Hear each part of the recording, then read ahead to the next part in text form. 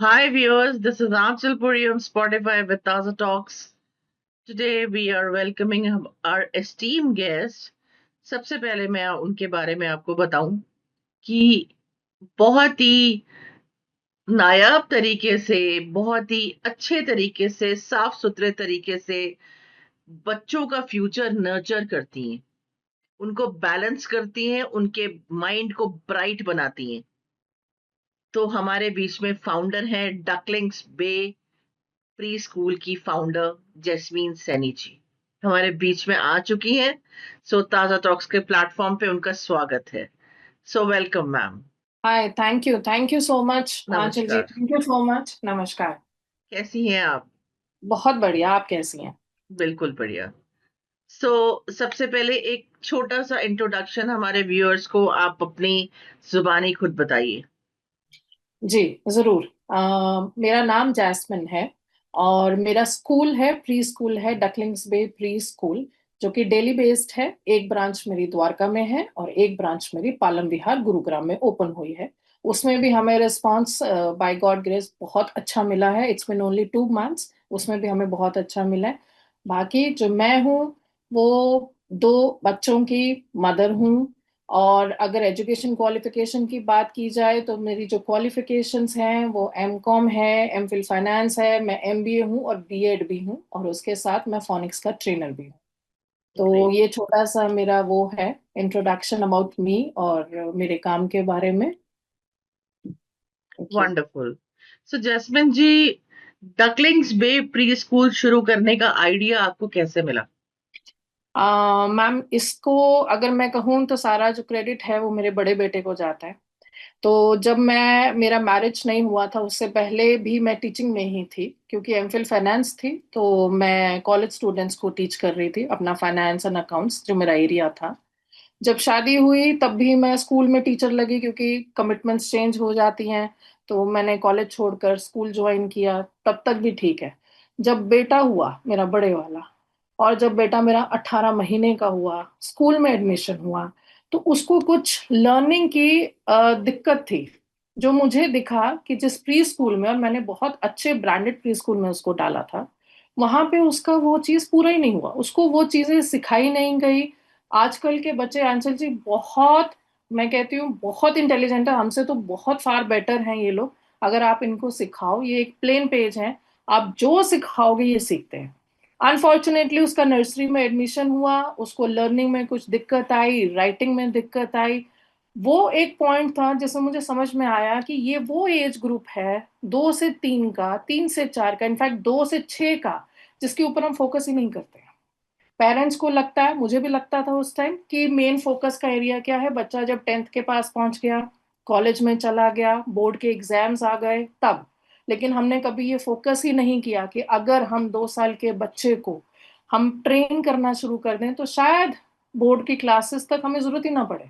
वो इंडिपेंडेंट हो जाएगा, वो सेल्फ स्टडी चला जाएगा, उसका अपने आप ही एक फाउंडेशन इतना स्ट्रांग बिल्ड हो जाएगा कि ना आपको टेंशन लेने की जरूरत है एज अ पेरेंट, ना उस बच्चे को लेने की जरूरत है। वहां से मैम, देन आई एंटर्ड, मैंने अर्ली चाइल्डहुड एजुकेशन में मैंने एंटर किया, सारी उसकी ट्रेनिंग्स ली, बीएड किया, अर्ली चाइल्डहुड का ट्रेनिंग लिया, फोनिक्स का ट्रेनिंग लिया।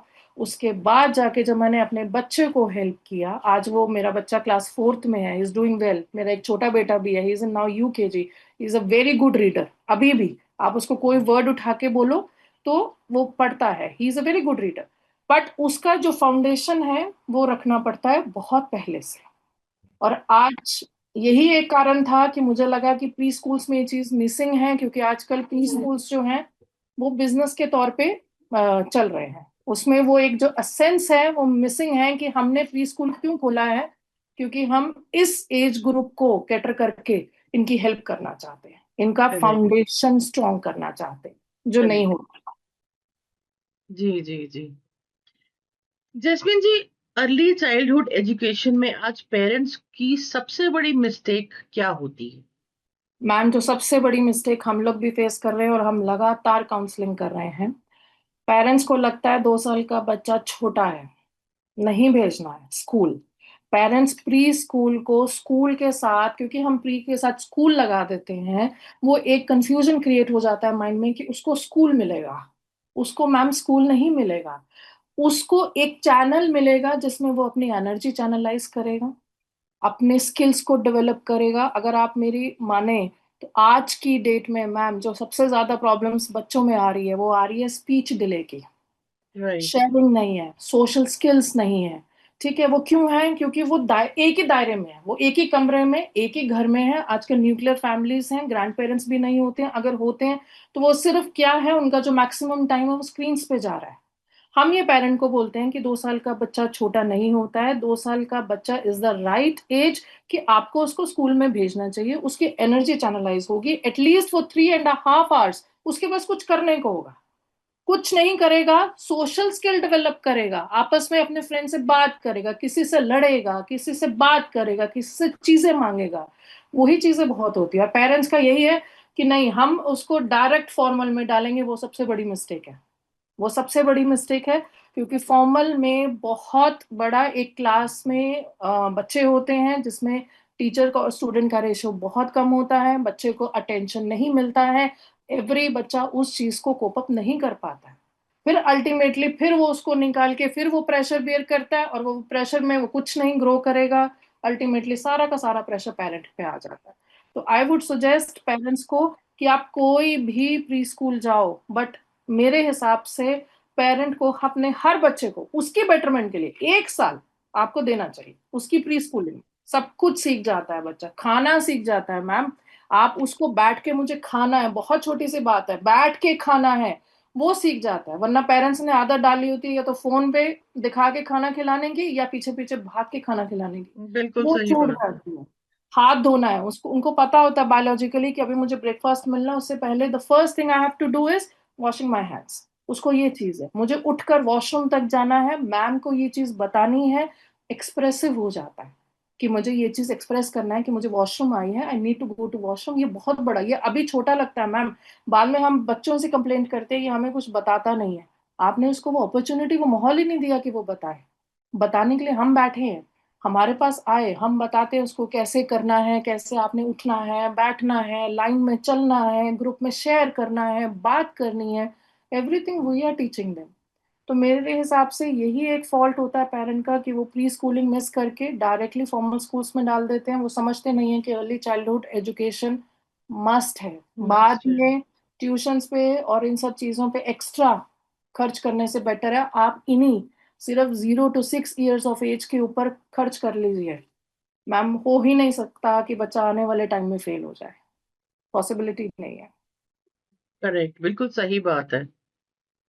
जी मैम, एक प्री स्कूल चूज करने वक्त पेरेंट्स की बातों को, किन बातों को उनको ध्यान रखना चाहिए?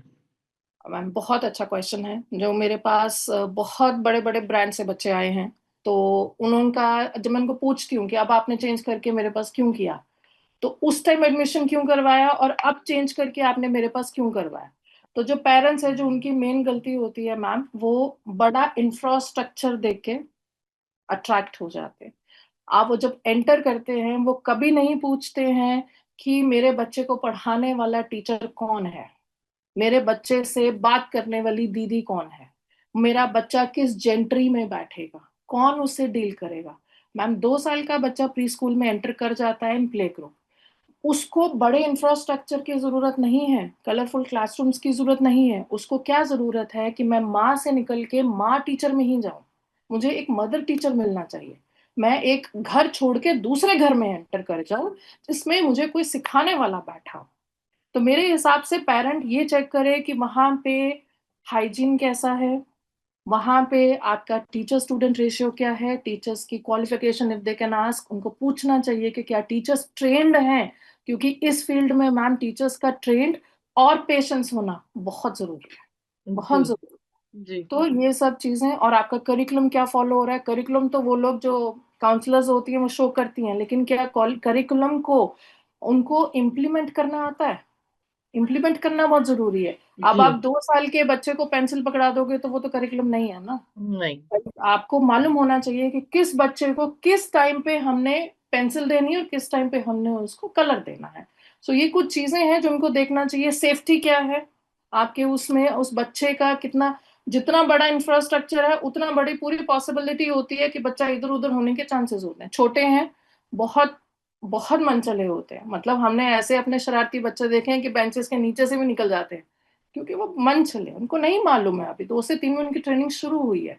सो मेरे हिसाब से हाइजीन आप चेक करो, टीचर स्टूडेंट रेशियो चेक करो, आपका सेफ्टी क्या है, और आपका मैनेजमेंट के साथ कम्युनिकेशन कैसा है, आप टीचर्स के साथ बात कर पा रहे हो, आप मैनेजमेंट के साथ बात कर पा रहे हो। क्योंकि मेरे पास जो फीडबैक आता है कि बड़े ब्रांड्स में वो नंबर्स ही नहीं देते हैं टीचर्स का, तो उसका कोई फायदा ही नहीं है। अगर आपको कोई इमरजेंसी हो गया या आपको कुछ बच्चे की ग्रोथ के बारे में इमीडिएट कुछ बात करनी है, आप वो नहीं कर सकते हो, तो there is no point of brand, उसका कोई फायदा नहीं है। तो ये कुछ चीजें हैं जो मैं चाहती हूँ पेरेंट्स जरूर ध्यान रखें कि आपका, आपके बच्चे के लिए क्या चीज हो रही है, क्योंकि प्री स्कूल्स में वो फ्लेक्सिबिलिटी मौजूद होती है कि वो लोग बच्चे के हिसाब से, पेरेंट के हिसाब से फ्लेक्सिबल हो सकते हैं। तो ये कुछ चीजें हैं जो वो जरूर ध्यान में रखें। करेक्ट। बिकॉज अभी बीच में 2-3 केसेस भी आए थे जी। जहां पर बच्चों को छोड़ दिया अकेला, और वो एक बच्चा दो बच्चियों को काट खा रहा है, मार रहा है। Correct. Correct. Care correct. Takers को कोई मतलब नहीं है, they are just good for nothing. और यस। बहुत डिसअपॉइंटिंग था वो वाला सिनेरियो। ये वो तो बहुत हम देखते हैं ऐसा आता रहता है। तो बिल्कुल सही बात कही है आपने कि चूज करने के टाइम पे they have to take care of anything, ये, एवरीथिंग।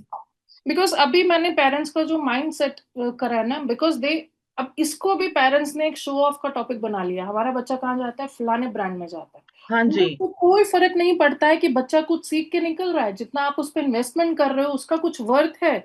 ऐसा नहीं होता कि प्री स्कूल्स में बच्चे निकलते नहीं है मैम।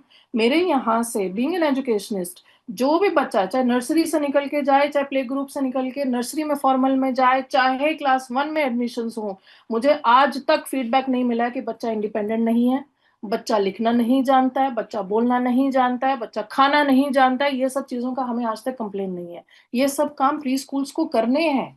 इफ यू, अगर आप प्री स्कूल की एजुकेशन इंडस्ट्री में हो तो ये काम आपको करने हैं अल्टीमेटली, अदरवाइज प्री स्कूल को फिर वो डे केयर और प्री स्कूल में कोई डिफरेंस नहीं रह गया, फिर कोई फायदा ही नहीं है मतलब प्री स्कूल्स का। इसलिए पेरेंट को ये सब चीजें ध्यान में जरूर रखनी चाहिए कि आप कहाँ डाल रहे हो, क्यों डाल रहे हो, आपका पर्पस सॉल्व हो रहा है कि नहीं हो रहा है, वो चीजें आपको ध्यान में रखनी है। परफेक्ट। मैम, आपके हिसाब से बच्चों के ओवरऑल डेवलपमेंट में टीचर्स और पेरेंट्स का रोल कैसे बैलेंस होना चाहिए? मैम बहुत अच्छा क्वेश्चन है ये अगेन, और हम लगातार काउंसलिंग भी करते हैं, क्योंकि मैं अपने पेरेंट्स को समझाती हूँ कि वो और हम, मेरी पूरी टीम, हम लोग पेरेंटिंग पार्टनर्स हैं। ना अलोन हम कुछ कर सकते हैं, ना अलोन वो लोग कुछ कर सकते हैं। कुछ चीजें मान लीजिए, हम यहाँ पे बच्चे को सिखा रहे हैं कि खाना खाने से पहले आपने हाथ धोने ही धोने हैं, खाना खाने के बाद आपने हैंड वॉश करना ही करना है, और फेस वॉश भी आपने दीदी से करवाना है। अब जी। ये चीजें अगर घर पे नहीं हो रही हैं तो उसको आदत नहीं पड़ेगी, देर इज नो पॉइंट, उनको लगेगा कि सिर्फ स्कूल में ही करना है, ये एक रेगुलर प्रैक्टिस नहीं है, तो उसका हम्म। कोई फायदा नहीं है। फिर सेकेंडली, जैसे मान लो हमने बच्चे को सिखाया कि ब्रश करना है 2 बार, 2 times you need to brush, 2 साल के बच्चे को ब्रश करना चाहिए। अब हम यहाँ तो एक्टिविटीज के थ्रू दिखा रहे हैं कि अगर आप करोगे तो टीथ क्लीन हो जाएंगे, जर्म्स नहीं होंगे, अब घर पे वो नहीं कर रहे हैं तो कोई फायदा नहीं है। तो इस तरीके से अगर पेरेंट हमसे बोलता है कि मैम इसकी ये कुछ कंसर्न्स है, मान लो ये खाता नहीं है घर पे, हम फोकस करते हैं उसके खाने पे, उसको उसको काउंसिल करते हैं कि बेटे खाने से आप स्ट्रांग बनोगे, जंक फूड नहीं खाना है, हेल्दी फूड खाना है। तो हम लोग ही मैम मिलके ही पेरेंटिंग पार्टनर कर सकते हैं, उस बच्चे के लिए, ग्रोथ के लिए कर सकते हैं, अकेले नहीं कर सकते। एंड मैं इस माध्यम से पेरेंट्स को बोलना चाहती हूँ कि अगर हम लोग कुछ भी, बीइंग अ टीचर, अगर हम बच्चे के लिए कुछ भी बोलते हैं कि इसके लिए ये चीज आप करो, ये चीज मत करो, तो नेचुरली हम एक मदर्स की इंस्टिंक्ट से थोड़ा दूर होकर बच्चे की ग्रोथ के लिए सोचते हैं, इसलिए हम चीजें इन्फॉर्म करते हैं मैम। इसमें जैसे फॉर एग्जांपल हमें कुछ बच्चों में अनफॉर्चुनेटली आजकल केसेस हैं माइल्ड ऑटिस्टिक के, ठीक है, थोड़ा एग्रेशन का, थोड़ा स्पीच डिलेज का, तो कुछ बच्चों को देखकर हम पेरेंट्स को इन्फॉर्म करते हैं, जो तो हमारी बात मानकर असेसमेंट्स के लिए चले जाते हैं, उनके बच्चे जल्दी रिकवर कर जाते हैं। लेकिन कुछ जो डिनायल मोड में आ जाते हैं कि नहीं हमारे घर में किसी को नहीं है, हमारे बच्चे को नहीं हो सकता, कुछ नहीं होता इस बच्चे में, वहां दिक्कत आ जाती है।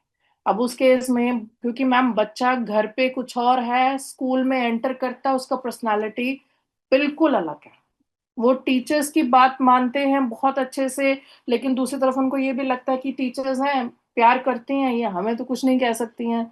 तो there are lots of factors which are involve, but इस केस में टीचर्स और पेरेंट्स को मिल के करना है। अगर हम यहाँ से स्कूल से टीचर्स अपना बच्चों के लिए कुछ होमवर्क भेज रही हैं, मान लीजिए, वैसे तो होता नहीं है, बट हम चाहते हैं कि कुछ राइम्स वो लोग रिपीट करें, वो होना चाहिए घर पे। उससे क्या है, उसका वोकैबुलरी बिल्ड हो जाएगा, वो बोलना सीखेगा, कॉन्फिडेंट हो जाएगा। मान लीजिए हमारे यहाँ पे कोई एक्टिविटी है, अभी हमारा ये कारगिल दिवस सेलिब्रेट होगा ऑन दिस फ्राइडे 24th को, ठीक है। अब उसमें अगर वी आर एक्सपेक्टिंग पेरेंट्स से कि भाई आप बच्चे को रेडी करके भेजो, तो उसको एक फील आएगा कि मैं आज कुछ है, आज हम कुछ सेलिब्रेट करेंगे स्कूल में, स्पेशल बाकी है। काम हमारा है। We will be right. Telling them कि आज क्या है, क्या हुआ था उसमें, कैसे सोल्जर्स इतने स्ट्रांग होते हैं, जो हमारे कंट्री के लिए इतना सेक्रीफाइस करते हैं, फैमिली से दूर रहते हैं, वो सब करना हमारा काम है।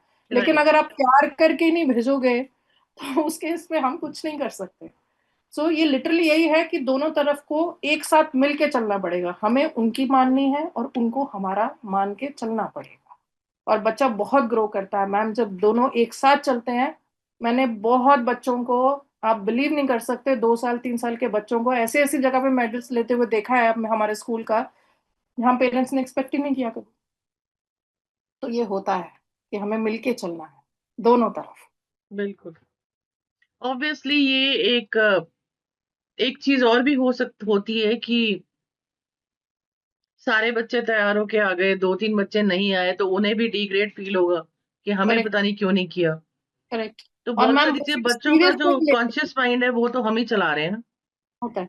फिर पेरेंट एकदम से बाद में बोलता है कि अच्छा मैम अब हम भेज देते हैं, ये घर पे नहीं पहनता है, आप पहना दीजिए। हम तो उसमें भी बोल देते हैं कि ठीक है कोई बात नहीं। बच्चा मैम कई बार एक्सप्रेस नहीं करता है, लेकिन उसके माइंड में चल रहा होता है, वो लेफ्ट आउट फील करता है, ऑड वन आउट फील कर रहा होता है। अगर आप उसको ये सीरियसनेस अभी नहीं बताओगे ना कि देखो ये स्कूल से इंस्ट्रक्शंस आई हैं, you need to follow that, वो कल को आपके इंस्ट्रक्शंस को भी ऐसे ही लेगा। नहीं सुनेगा, राइट। नहीं सुनेगा मैम, उसको उसको इंपॉर्टेंस ही नहीं पता इंस्ट्रक्शन सुनने की।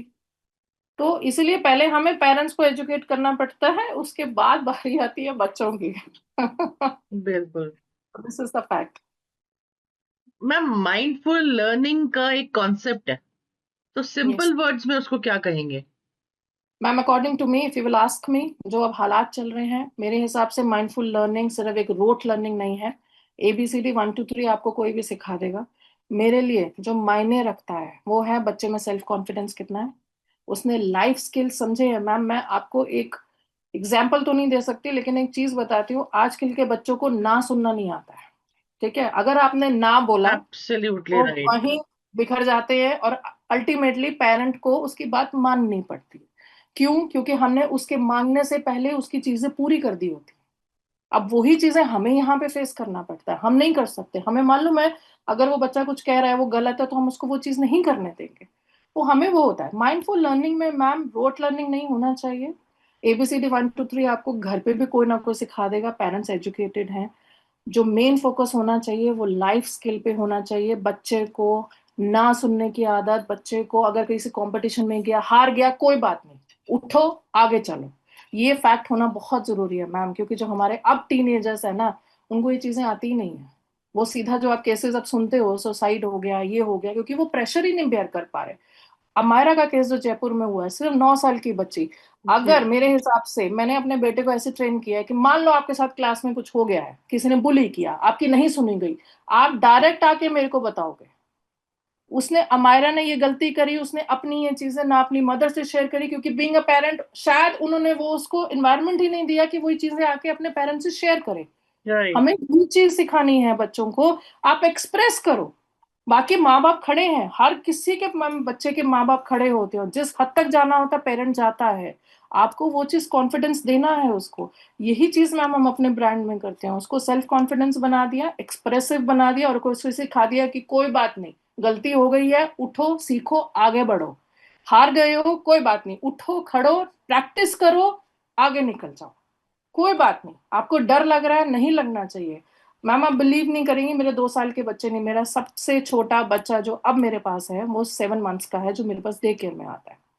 ठीक है, क्योंकि मदर उनकी पीएनबी में है। तो मेरा एक इसके पीछे मोटिव ये भी था कि किसी मदर को जॉब नहीं छोड़नी पड़े। मैं एक ऐसा डे केयर, एक ऐसा प्री स्कूल रखूं जिसमें पेरेंट्स बेधड़क बिना टेंशन के, स्पेशली मदर्स, छोड़ सके। और जी। आज वो मुकाम मैंने हासिल कर लिया है कि मैं इतनी खुश होती हूँ जब उस 7 महीने के बच्चे को मैं अपनी गोद में देखती हूँ कि इस मदर ने मेरे पे ट्रस्ट किया है। एक एक मदर ने दूसरी मदर पे ट्रस्ट किया है कि मेरे बच्चे का ध्यान रखा जाएगा, जो हम रखते हैं। उसका एक कंसर्न ये भी है कि हम लोग लाइव सीसीटीवी देखते हैं। आप जब मर्जी देखो बच्चे को, जब मर्जी देखो आपके बच्चे ने कब खाया, क्या नहीं खाया, कब पूप किया, कब पी किया, कितना पानी पिया, क्या किया, सब हम लोग ऐप के थ्रू उनको रिपोर्ट करते हैं। उनको लगता ही नहीं है कि वो बच्चे से दूर है। इनफैक्ट वो इतनी दीदी, इतनी टीचर्स के हाथ में पलते हैं कि शायद घर में आप इतने लोग रख भी ना पाओ उनको प्यार देने के लिए। सो माइंडफुल लर्निंग में मुझे यही है कि प्लीज ये बुक का लर्निंग नहीं, कंपैरिजन नहीं होना चाहिए। हर बच्चे की अपनी स्पीड है, वो आज नहीं तो कल कर जाएगा। ये आपको ट्रस्ट रखना है अपने बच्चे पे। हमें कोई फर्क नहीं पड़ता हमारी पड़ोसी में क्या चल रहा है, क्या नहीं चल रहा है। उनको ना सुनने की आदत होनी चाहिए। उनको मालूम होना चाहिए कि अगर कुछ हो गया कल को तो मुझे एक्सप्रेस कैसे करना है, अपने पापा के पास कैसे जाना है, अपने मम्मा के पास कैसे जाना है, अपनी टीचर्स को कैसे बताना है। मन में नहीं रखना है। सेल्फ कॉन्फिडेंस, आप कहीं भी जाओ। और हम लोग मैम इसको फुलफिल करने के लिए सुबह असेंबली में हमेशा 3 लाइंस हम लोग बच्चों से बुलवाते हैं कि I am brave, I am fearless and I am unstoppable. कि हम ये 3 चीजें हों, हमें कोई नहीं रोक सकता है। ये बहुत जरूरी है। आज नहीं तो कल वो इसका मतलब समझ जाएंगे, क्योंकि वो ये समझ गए हैं कि इसको बोलने से कुछ ऐसा है कि जिससे हमें स्ट्रेंथ मिलता है।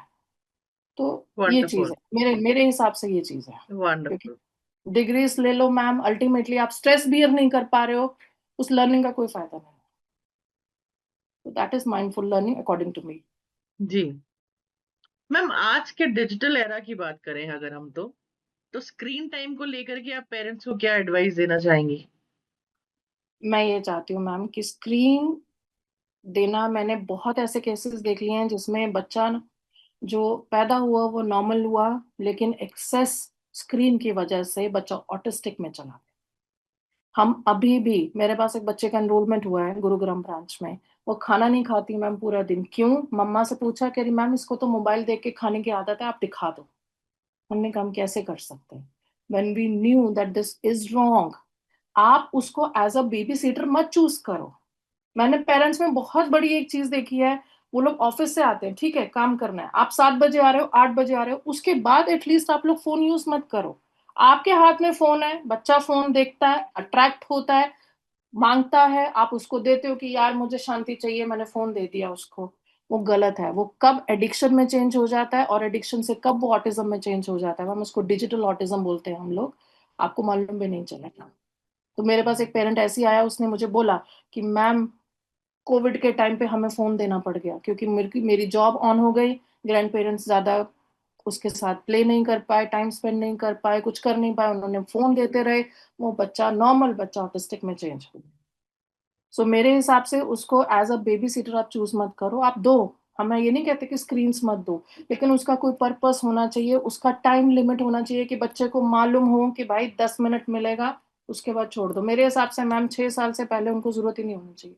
आप उसको एन नंबर ऑफ एक्टिविटीज में एनरोल कर दो। कल को अगर कोई पेरेंट मेरी बात मान के करता है, हमें थैंक्स ही करेगा। क्योंकि हम लोग ये अपना एक्सपेरिमेंट करते हैं मैम। मेरे बेटे को, बड़े वाले को, मैंने एन नंबर ऑफ एक्टिविटीज में डाला हुआ है। वो सुबह 6:30 का निकला हुआ, शाम को 7 बजे फ्री होता है, उसके बाद वो सो जाता है। एंड लकीली उसको आदत ही नहीं है स्क्रीन की। ऐसा ही हमें 2 से 3 वालों के लिए भी करना है, 3 से 4, 4 से 5, जो भी एज ग्रुप है। एन नंबर ऑफ एक्टिविटीज मौजूद है, आप उसमें डालिए। स्क्रीन टाइम कम कर दो, वरना उनके खाने का दिक्कत, उनका स्पीच का दिक्कत, मैम स्पीच जीरो हो जाती है डिजिटल से। The parent should stop immediately, क्योंकि बच्चा तो अट्रैक्ट होगा ही होगा। स्क्रीन छोड़ के वो, आप चाहे आधा घंटा उसको दो, अनडिवाइडेड उसको अटेंशन दे दो आप, वो इतने में ही खुश हो जाता है। कुछ भी नहीं है। बट मेरे हिसाब से ma'am screen should not be there. चाहे टीवी है, टीवी है वो है, टीवी आप दिखाओ कोई बात नहीं, एक डिस्टेंस पे होता है, कहते हैं बेटर है फोन से, लेकिन उसका भी लिमिट होना चाहिए।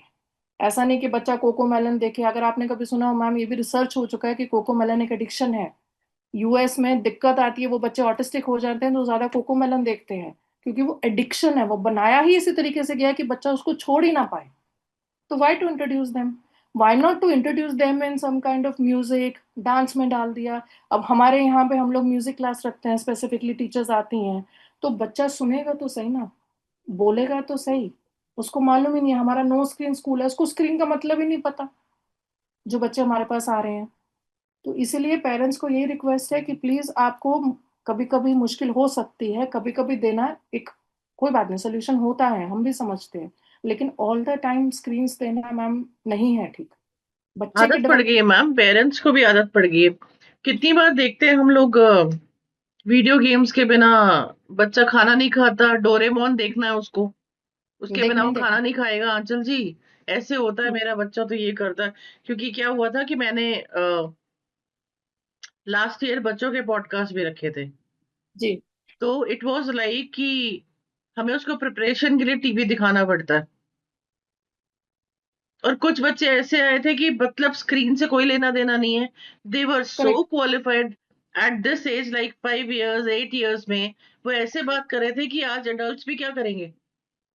करेक्ट मैम, क्योंकि वो फिर खुद एक्सप्लोर करते हैं ना, खुद एक्सप्लोर करते हैं, निकलते हैं बाहर, निकलते हैं, लोगों से बात करते हैं, इंटेलेक्चुअल बनते हैं कि हमें ये चीज क्यों करनी है। ज्यादा से ज्यादा क्या होगा, छोटा बच्चा आपको तंग करेगा, खेलने के लिए बोलेगा, कोई बात नहीं, आप उसको ब्लॉक्स दो, लीगोस दो, an number of toys available है मार्केट में, आप उस पे इन्वेस्टमेंट करो रादर देन उसके हाथ में फोन देने से। फिर बाद में जो गलती से बच्चा अगर ऑटिस्टिक हो गया, तो जो उनकी थेरेपीज पे जो इन्वेस्टमेंट होता है मैम, उसका कोई एंड नहीं है, और उसका और ये भी रिजल्ट मिलेगा गारंटी नहीं है तो, कि बच्चा ठीक हो जाएगा। हाँ, रिजल्ट होगा कि नहीं होगा वो भी नहीं है। मैम आप बिलीव नहीं करोगे, पेरेंट्स समझते नहीं है, लेकिन मेरे पास एक पेरेंट आया कि उसका बच्चा ऑटिस्टिक हो चुका था। तो एक शायद मेरा ही बेटा मेरे सामने जिद कर रहा था किसी चीज के लिए, आई डोंट नो क्या था वो। तो उस पेरेंट के आंखों में आंसू था कि मैम मैं चाहता हूँ मेरा बेटा ऐसे ही लेट के मेरे लिए जिद करे, बट अब टाइम लेट हो चुका है, उसका ऑटिस्टिक का थेरेपी चलना शुरू हो गया। प्रॉब्लम क्या था, ओवर स्क्रीनिंग। घर में मदर बीमार हो गई, तो वाइफ को, मतलब बच्चे की मदर को और हस्बैंड को वहां लगना पड़ा। बच्चे पे ध्यान नहीं दिया, तो उसको चुप करके टिकाने के लिए, बच्चा 1.5 साल का था, उसको सिर्फ और सिर्फ iPad they the. Oh my तो वहां गॉड। पे वो 2 साल में, 2.5 साल में वो बच्चा पूरी तरीके से डिजिटल ऑटिज्म में कन्वर्ट हो गया। और अब डॉक्टर्स ने बोला अब कुछ नहीं हो सकता, क्या कर सकते हैं, कुछ नहीं कर सकते। इसलिए हम लगातार पेरेंट को बोलते हैं कि घर पे रखने से अच्छा है।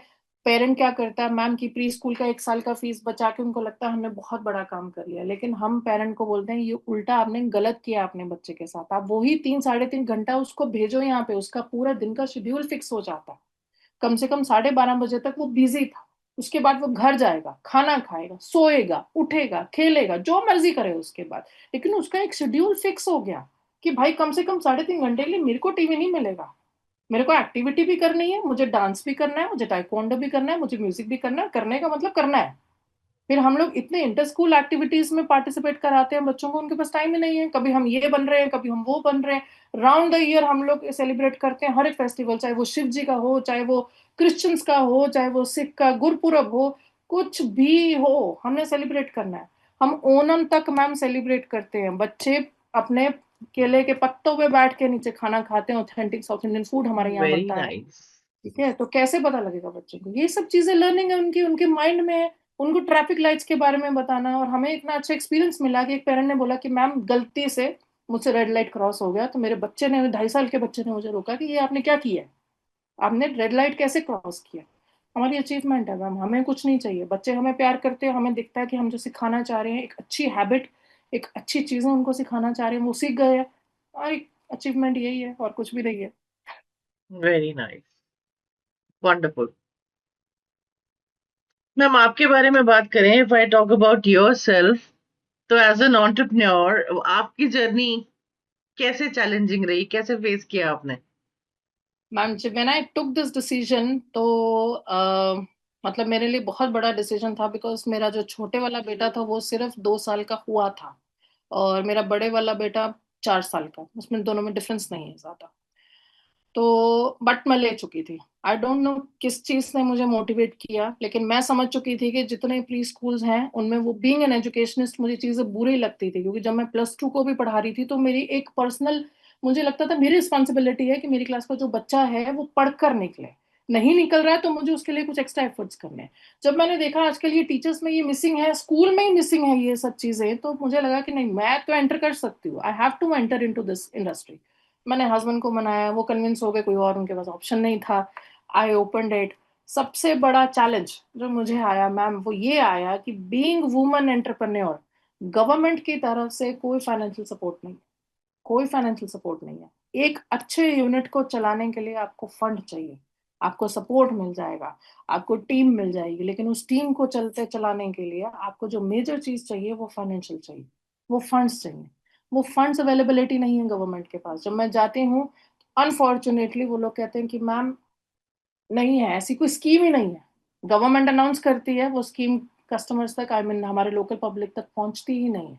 And I am very sad to know कि बहुत ऐसे वुमन एंटरप्रेन्योर्स हैं जो शायद आगे नहीं आ पाती हैं, एक लार्ज स्केल के ऊपर नहीं जा पाती, उनके पास ऑप्शन ही अवेलेबल नहीं है कोई। हम जैसे बैठते हैं, काम करते हैं, पैशनेट हैं, अपनी एरिया के नॉलेज रखते हैं, एक्सपर्ट है, अनफॉर्चुनेटली कहाँ पे आगे दिक्कत आती है? फंड्स। कोई हेल्प करने के लिए नहीं है। लोन आप जितना मर्जी उठा लो, ग्रांट कोई भी नहीं है। So I think government should think about this कि हाँ, अगर कोई काम करना चाहता है और अगर आपको दिख रहा है कि उसका प्रोजेक्ट, उसका पैशन उसके अकॉर्डिंग है, आपको वायबल लगता है बिजनेस का प्रपोजल एंड एवरीथिंग, आपको करना चाहिए हेल्प सरकार को। मेरी तो यही रिक्वेस्ट है कि जरूर करना चाहिए। तो मुझे लगता है मेरे जैसे बहुत ऐसे होंगे जो आगे आना चाहते हैं, सिर्फ फाइनेंशियल इश्यूज की वजह से दे आर नॉट कंफ्यूज हो एबल, जाते हैं, right. They are not able to. वो मेरे को मैम ऐसे कई पेरेंट्स मिले जो कहते थे मैम हमारा भी सपना था कि हमारा अपना स्कूल हो, दिक्कत पैसा, हर किसी के पास नहीं होता मैम लगाने के लिए, और बिल्कुल एक सही बिजनेस बात। को सर्वाइवल मोड में लाने के लिए ऑलमोस्ट 3 to 5 years लगते हैं, लगते हैं, क्योंकि पेरेंट्स का ट्रस्ट बिल्ड करना अपने ऊपर, फ्लेक्सिबल रहना, उनकी सारी चीज़ों को पूरा भी करना, लेकिन उनको बहुत चीज़ें होती हैं जो हमें भी बतानी पड़ती हैं। So there are many factors involved. ये करते करते आपको 4 से 5 साल लग जाएगा, जब जाके पेरेंट को ट्रस्ट होता है कि नहीं, अब ये एक ब्रांड है and it's a trusted brand. तो तब तक चलाने के लिए तो आपको फंड चाहिए। वो फंड के लिए there is no government scheme available specifically for women entrepreneurs. It should be, it should be. बिल्कुल बिल्कुल। मैम, डकलिंग्स बे की बात करें तो दूसरे प्री स्कूल से कैसे अलग बनाता है?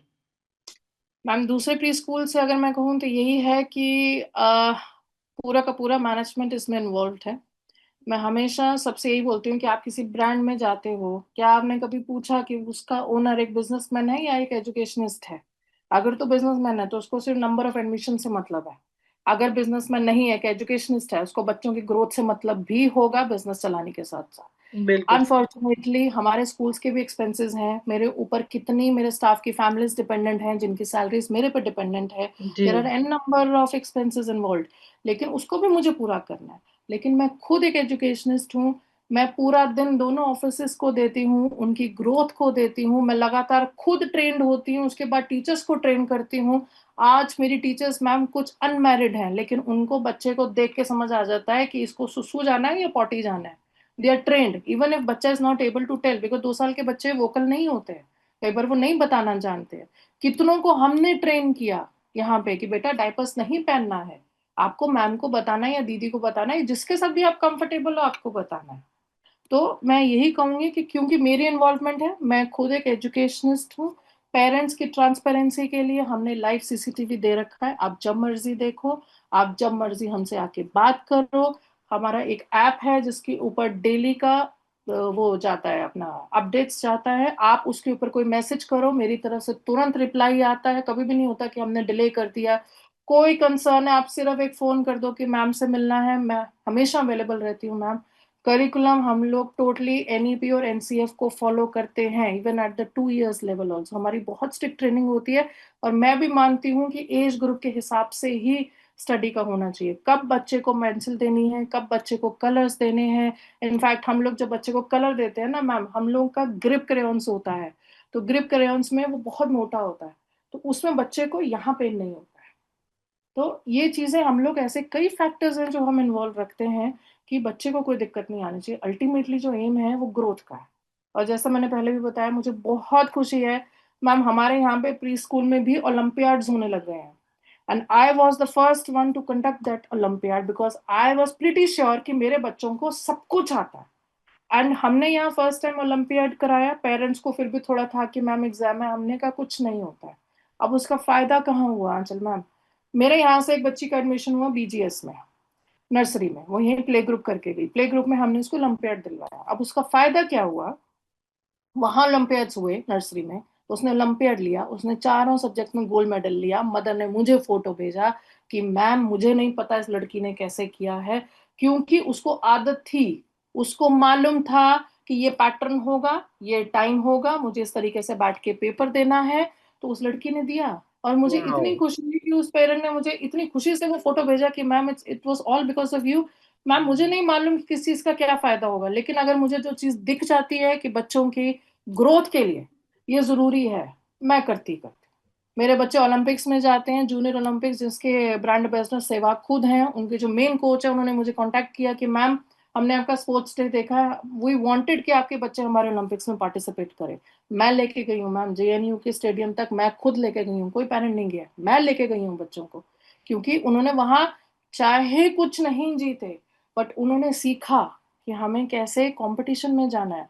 मैं उस कोच ने मुझे ये बोला कि मैम मैं इतना खुश हूँ कि आपके बच्चे एंड तक रेस करके आए हैं, चाहे लास्ट आए, वाओ, बट उन्होंने छोड़ा नहीं। उन्होंने ये नहीं किया कि अरे यार मैं हार गया तो छोड़ो क्या करना है, नहीं, वो एंड तक रेस करके आए, सबने तालियां बजाई, हमें बड़ी खुशी हुई कि यार इनको ये मालूम है कि काम पूरा करो, हार जीत चलती रहेगी, काम करो पूरा। So great these are steps. Many factors involve. बाकी लाइव सीसीटीवी हमारे तरफ से रहता है, फ्लेक्सिबिलिटी है, हम आप जब मर्जी डे केयर में रखो मैम, हमारे टाइमिंग्स भी 8 AM to 8 PM रहते हैं, आप जब ओके, मर्जी रखो। और स्कूल के टाइमिंग्स तो वही रहते हैं, स्कूल वाले 9 to 12:30।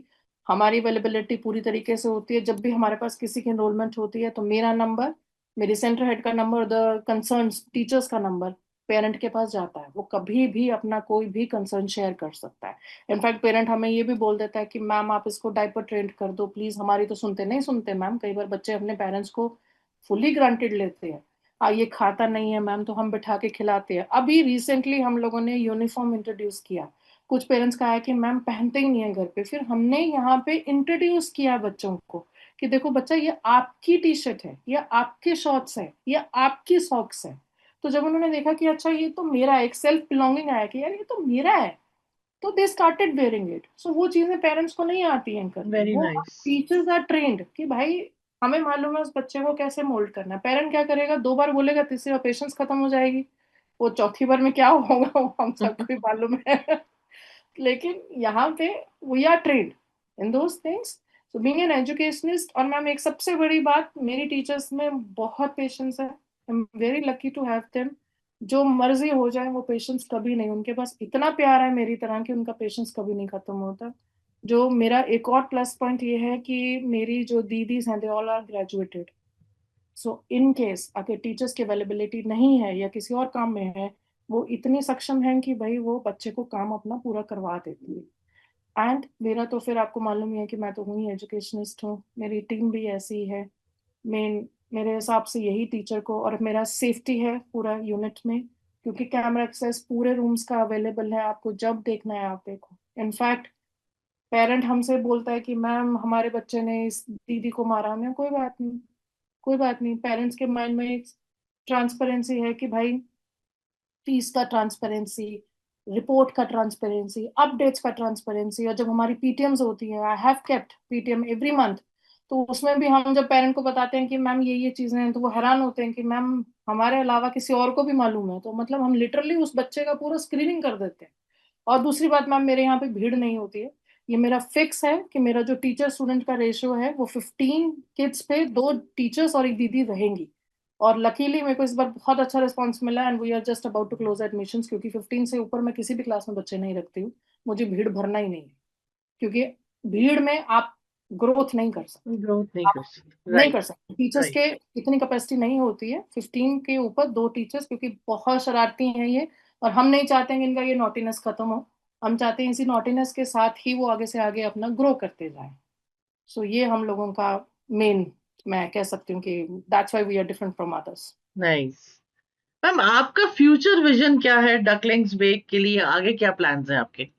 मैम डकलिंग्स बे के लिए तो मेरा यही, जैसे मैंने पहले बोला कि मैं बहुत पोजेसिव हूँ। मेरे को जब लगता है कि किसी बच्चे की वजह से किसी मदर को जॉब छोड़नी पड़ गई है या काम छोड़ना पड़ गया, वो मुझे बड़ा पिंच करता है। तो मेरा यही है, एक पहला पॉइंट यही है कि मैं इसको इतना बढ़ा देना चाहती हूँ, ऐसा सेफ सिक्योर प्लेस बना देना चाहती हूँ और ज्यादा, कि पेरेंट मदर को ना छोड़नी पड़े। हम लोग मदर से एक्सपेक्ट करते हैं कि आप लोग सब छोड़ के बच्चे की देखभाल करो। मैं ये चाहती हूँ कि हर पेरेंट को ये ट्रस्ट हो जाए कि नहीं, उनके अलावा हम लोग भी बैठे हैं, आप लोग अपना करियर मत दाव पे लगाओ। इतने साल पढ़ने के बाद, इतने साल एजुकेशन के बाद, इतने साल सब कुछ करने के बाद रिसेंटली जब छोड़ना पड़ता है, तो मेरे पास एक मदर आई थी, उनको HDFC जॉब छोड़नी पड़ी। उसका प्रमोशन हुआ लेकिन उसको छोड़नी पड़ गई थी। जब वो हमारे पास ज्वाइन किया, हमने उसको बोला दोबारा ज्वाइन करो, it's okay, will take care of your child. और आज वो बच्चा हमारे पास 5 साल का हो गया, 2 साल का आया था। वाओ। तो मुझे बहुत खुशी होती है ऐसे लेडीज को देखकर कि जिनको मुझे लगता है कि यार हमने कुछ अचीव कर लिया। बाकी लेटर ऑन मैं चाहती हूँ कि मैम अपने आप को लगातार ट्रेन कर रही हूँ। मुझे इस एरिया में इतना कर देना है कि मेरे पास कोई बच्चा बिना सीखे, जो उसका कंसर्न है पेरेंट का, वो बिना सॉल्व हुए कोई नहीं जाएगा यहाँ से। ये होगा ही नहीं। We are training ourselves on daily basis. हम लोग डेली लर्न करते हैं, क्योंकि लर्निंग कभी नहीं खत्म होती मैम। अगर मैं कहूँ मैं इतना पढ़ लिख गई हूँ तो वो मेरी गलती होगी अगर मैं ऐसा सोचूंगी। बिल्कुल सही बात है। लर्निंग लर्निंग रोज है मेरे लर्निंग पास। Never ends. यस। मैं किसी नए बच्चे से मिलती हूँ, एक नई चीज आ जाती है कि यार ऐसा भी होता है। You have to face this, you have to find out the solution for this. Rest मुझे यही है कि अब इसकी फ्रेंचाइजीज हो, हर जगह पे डकलिंग्स डे बिल्कुल हो। होंगी मैम। जितनी आप मेहनत कर रही हैं, definitely it it it will be there. Thank you so much, thank you so much. Because कहते हैं ना, कोशिश करने वालों की हार नहीं होती। यस, आई एम तो स्टिल वो तो ट्राइंग सीधी सी एवरी बात है, नहीं होगी। कभी नहीं होगी, बिकॉज आप आपकी हार तो हो ही नहीं सकती। Thank you ma'am, it means a lot to me. जी। थैंक यू सो तो मच। एक रैपिड फायर राउंड करेंगे हम आपके साथ अब। श्योर ठीक है मैम। जी। तो टी या coffee? I am a die hard tea lover. Me too. Morning person है या नाइट आउल है? I am a night owl. मेरा जो सब थॉट प्रोसेस है वो बच्चों को सेटल करने के बाद then I sit and then I plan for the next day. Wow.